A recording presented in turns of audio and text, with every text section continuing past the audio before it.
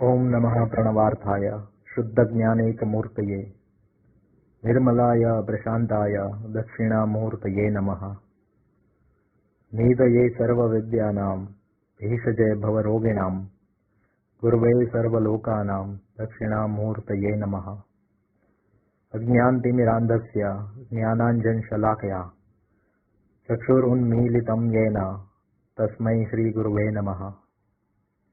कृपा सिंधो जय, दीनबंधो जय, भक्तवत्सल जय। परमधामनी महायात्रा अर्थात प्रत्येक मनुष्य जन्म पामी महायात्रा એટલે 3 ગુણનું અતિક્રમણ કરવાનો પ્રયત્ન કરી પરતીર રૂપ બ્રહ્મની પ્રાપ્તિ કરવી જોઈએ એવો સદુપદેશ પૂજ્યપાદ બ્રહ્મનિષ્ઠ મહારાજ શ્રીમદ નથુરામ શર્મા આચાર્યજીએ આ લેખાંકમાં આપેલો છે। આ લેખાંકનું આજના મંગલ દિવસે આપણે શ્રવણ કરીશું। કેટલાક મહાયાત્રાળુ આ વહનમાં તરતા તરતા અતિ નિદ્રા વા નિદ્રા પારવશ્ય નામના ઘોર વમણમાં આવી પડે છે। આ વમણમાં ઘુમરી ખાનારા મનુષ્યો બેભાન જેવા પ્રતીત થાય છે। કોઈપણ જાતના વિચારમાં કે અધ્યયનમાં જોડાયા વા નવરા પડ્યા કે તુરત તેઓ આ વમણમાં ભ્રમણ કરવા લાગે છે। તેઓ જાગતા હોય ત્યારે પણ જાણે ઊંડાણમાં આ વમણ ભણી ખેંચાતા હોય એવા પ્રતીત થાય છે। જેઓ આ વમણમાંથી નીકળી પોતાના માર્ગમાં આગળ વધવા ઈચ્છતા હોય તેમણે આહારને નિયમમાં રાખવારૂપ તથા પ્રાપ્ત કામમાં ચિત્તને એકાગ્ર કરવારૂપ બાહુબલનો ઉપયોગ કરવો જોઈએ। આ વહનમાં દુર્વ્યસનોમાં અભિરુચિ નામનો એક વમણ આવે છે। તેમાં આવી પડેલામાંના કેટલાક અંતઃકરણની ચુંબક શક્તિનો નાશ કરનાર ડુંગળી વા લસણના સેવનમાં તત્પર થઈ જાય છે। કેટલાક અંતઃકરણમાં ઉન્માદ ઉપજાવનાર ભાંગ, ગાંજો, ચરસ, માજમ, ભૂરકી, સુરા અને મદ્ય એમાંના કોઈ એક કે વધારે માદક દ્રવ્યના સેવનમાં તત્પર થઈ જાય છે। કેટલાક અંતઃકરણના પ્રકાશ અને પ્રવૃત્તિ ધર્મને ક્ષીણ કરનારા અફીણનું સેવન કરવામાં તત્પર થઈ જાય છે। કેટલાક અંતઃકરણને નિરર્થક ઉત્તેજિત કરનાર તમાકુના પીવામાં, ચાવવામાં, સૂંઘવામાં કે દાંતે ઘસવામાં તત્પર થઈ જાય છે અને કેટલાક સોમલ અને કોકેન આદિ વિષો કે જે અંતઃકરણના સાત્વિક સામર્થ્યનો વિનાશ કરનારા છે તેમના સેવનમાં તત્પર થઈ જાય છે।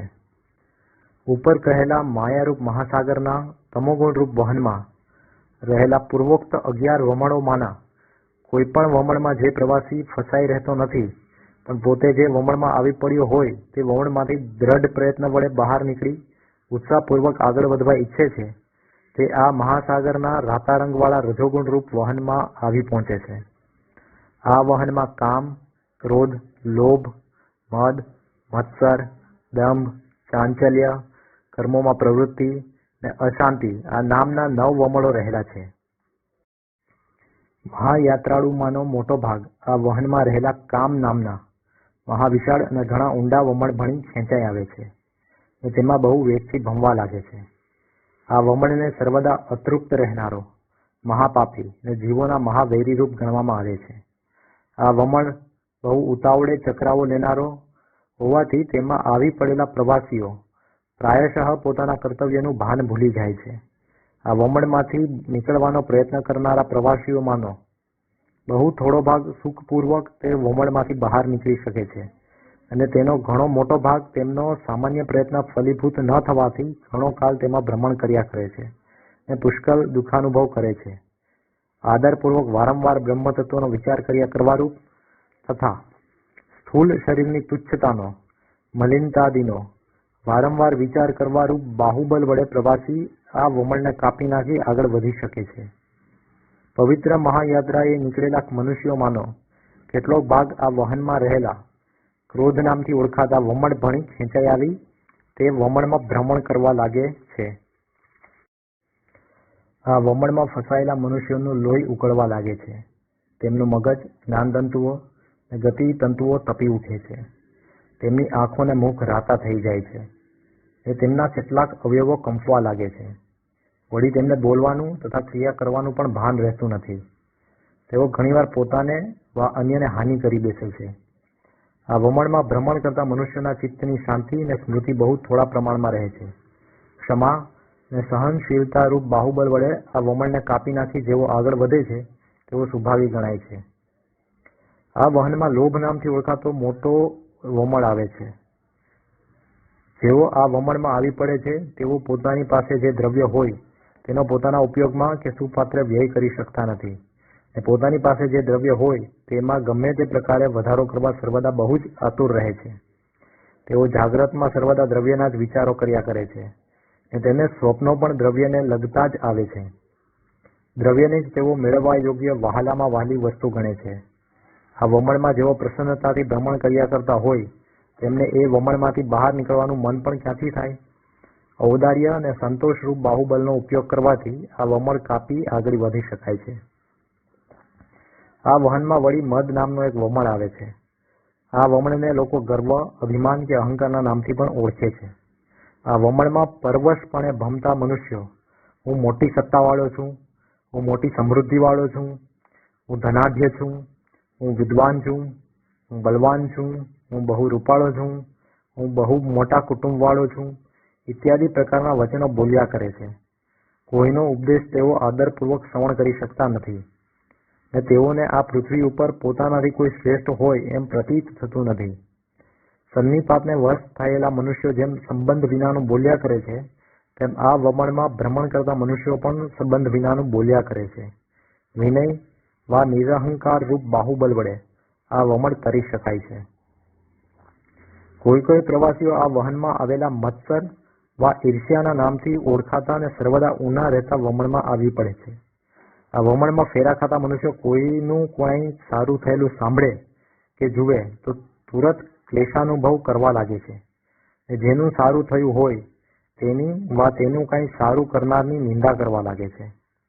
તેઓ પોતાના મિત્રનું, સંબંધીનું કે તટસ્થનું પણ સારું જોઈ શકતા નથી. તો પછી પોતાના શત્રુનું સારું તો તે કેમ જ જોઈ શકે? મૈત્રીની ભાવનારૂપ બાહુબલ વડે આ વમળનું ઉલ્લંઘન કરી પ્રવાસી આગળ વધી શકે છે. આ રાતા રંગના વહનમાં કોઈ સ્થળે દંભ વા ડોળ નામનો એક વમળ આવે છે. તે ભણી પણ કેટલાક પ્રવાસીઓ ખેંચાઈ આવે છે ને તેમાં ભમવા લાગે છે. આ વમળમાં ભમતા મનુષ્યો આ વમળના પ્રતાપથી સત્તા, ધન ને વિદ્યાદિનો ખોટો દોડ કરવા લાગે છે. ધનની કે માનની તૃષ્ણાને વશ થઈ તેઓ આ વમળમાં ભટકે છે. આ વમળમાં બહુ વેગથી ભમવાના કામમાં અસત્ય તેમને બહુ સહાય કરનાર થાય છે. આ વમળમાં ભ્રમણ કરનાર મનુષ્યો વિદ્યા કે શ્રદ્ધાદી સાધનો સંપાદન કરી શકતા નથી. જેવા હોઈએ તેવા દેખાવાનો વા અદંભીપણાનો સ્વભાવ રાખવાથી મનુષ્ય આ વમળને તરી શકે છે. આ વહનમાં જે ચાંચલ્ય નામનો વમળ આવે છે તે સ્થિરતાનો વિઘાતક છે. આ વમળમાં આવી પડેલા પ્રવાસીઓની નેત્રાદી ઇન્દ્રિયો બહુ ચંચલ થઈ જાય છે. ઇન્દ્રિયોની ચંચલતા અંતઃકરણની સ્થિરતા થવા દેતી નથી. અંતઃકરણની અસ્થિરતા શાંતિના અભાવે તે મનુષ્યને દુઃખાનુભવ કરાવ્યા કરે છે. ઇન્દ્રિયોની સ્થિરતાની પ્રાપ્તિ વડે આ ચાંચલ્ય નામવાળા વમળનું મનુષ્ય અતિક્રમણ કરી શકે છે. લૌકિક ને વૈદિક કર્મોમાં પ્રવૃત્તિ રૂપ વમળ પણ આ જ વહનમાં આવે છે. આ વહન જ પ્રબળ ગતિવાળું હોવાથી તેમાં આવેલા વમળો પણ બહુ ગતિવાળા હોય એ સ્વાભાવિક જ છે. અશુભ કર્મોમાં થતી પ્રવૃત્તિ તો અવશ્ય રોકવા યોગ્ય જ છે, પણ શુભ કર્મોમાં થતી પ્રવૃત્તિ પણ સત્ય સુખના અનુભવમાં વિઘ્ન કરનારી હોવાથી તે પણ સત્ય સુખેચ્છુએ ત્યજવા યોગ્ય છે. લૌકિક તથા વૈદિક કર્મોથી ઉપરામ થવા રૂપ બાહુબલ વડે આ વમળ કાપી પ્રવાસી પોતાના માર્ગમાં આગળ વધવા સમર્થ થાય છે. અશાંતિ નામનો દુઃખજનક વમળ પણ આ વહનમાં જ આવેલો છે. આ વમળમાં પડેલા મનુષ્યો પોતાના અંતઃકરણની અશાંતિ વડે વ્યાકુલતાનો જ અનુભવ કર્યા કરે છે. તેમના અંતઃકરણોમાં મૂંઝવણ અને બળતરા થયા કરે છે. શાંતિ વડે પ્રાપ્ત થનારા અલૌકિક સુખનો તે બિચારા લેશ પણ અનુભવ કરી શકતા નથી. જેમ અગ્નિના સામીપ્યથી મનુષ્યાદિના શરીરો તપે તેમ અશાંતિના સદભાવથી અશાંત મનુષ્યોના હૃદયો તપ્યા કરે છે. સર્વ વિક્ષેપોના અભાવરૂપ શાંતિની પ્રાપ્તિ કરવાથી આ અશાંતિ નામના વમળની મર્યાદાનું ઉલ્લંઘન કરી શકાય છે. આ રાતા રંગવાળા રજોગુણરૂપ વહનમાં રહેલા 9 વમળોનું ધૈર્ય, સાવધાનતા અને દ્રઢતા રાખી જે પ્રવાસી અતિક્રમણ કરે છે તે પ્રવાસી ધોળા રંગવાળા સત્વગુણ રૂપ વહનમાં પ્રવેશ કરે છે.